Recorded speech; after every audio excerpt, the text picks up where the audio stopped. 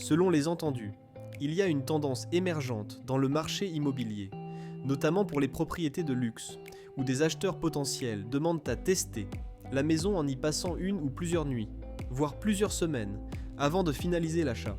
Certains professionnels y voient une stratégie de vente astucieuse, essayer avant d'acheter, tandis que d'autres s'inquiètent des problèmes de responsabilité et de logistique. Selon vous, cette pratique, qui consiste à permettre aux acheteurs de dormir ou de séjourner temporairement dans une propriété avant de l'acheter, est-elle une évolution positive ou négative pour le marché immobilier dans son ensemble ?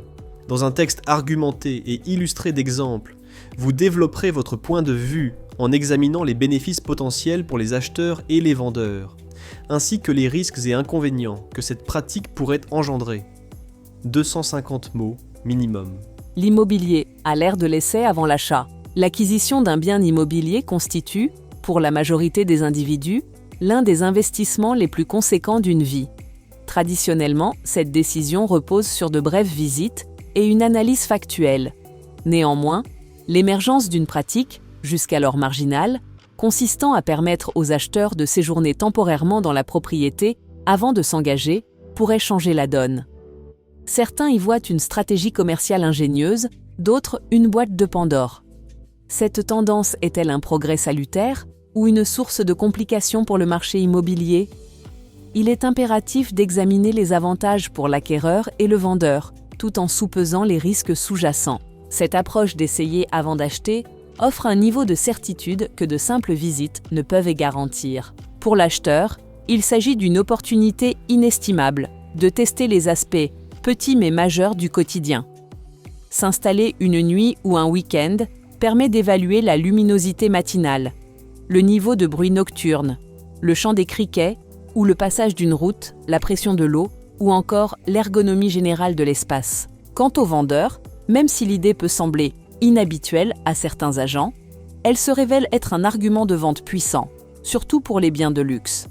C'est une marque de transparence qui peut inspirer confiance et, in fine, justifier le prix demandé. Néanmoins, l'extension de cette pratique au marché de masse soulève des préoccupations majeures. La principale réserve concerne la responsabilité civile. Permettre à des étrangers de s'installer temporairement dans une propriété peut entraîner des situations complexes, dommages matériels, accidents, intrusions non autorisées, voire incidents de sécurité. Bien qu'une assurance locataire soit exigée, la gestion logistique et le risque d'abus de confiance restent élevés, forçant les vendeurs à faire preuve d'un bon jugement. De plus, généraliser le concept au-delà des propriétés haut de gamme, où un bail de 2 mois à 250 000 $, par exemple, peut compenser le dérangement, pourrait perturber la fluidité des transactions dans le marché standard. La maison doit être délistée ou immobilisée pendant la période d'essai, ce qui pourrait décourager d'autres acheteurs sérieux et prolonger inutilement le processus de vente. En conclusion, si la possibilité de vivre temporairement dans une future maison apparaît, en théorie, comme l'évolution la plus logique et la plus rassurante de l'expérience d'achat pour l'acquéreur, sa mise en œuvre pratique demeure périlleuse. Elle est indéniablement positive pour le marché du luxe, où le risque est compensé par des revenus élevés ou une transaction rapide. Cependant, pour que cette tendance devienne une norme saine, le secteur immobilier devra impérativement élaborer un cadre juridique et assurantiel strict pour atténuer les risques de responsabilité et les abus logistiques. Sans ces garde-fous, cette ingénieuse tactique pourrait vite se transformer en un cauchemar pour le vendeur. Tu veux ton DELF ? Je peux t'aider. Découvre comment dans la description de la vidéo.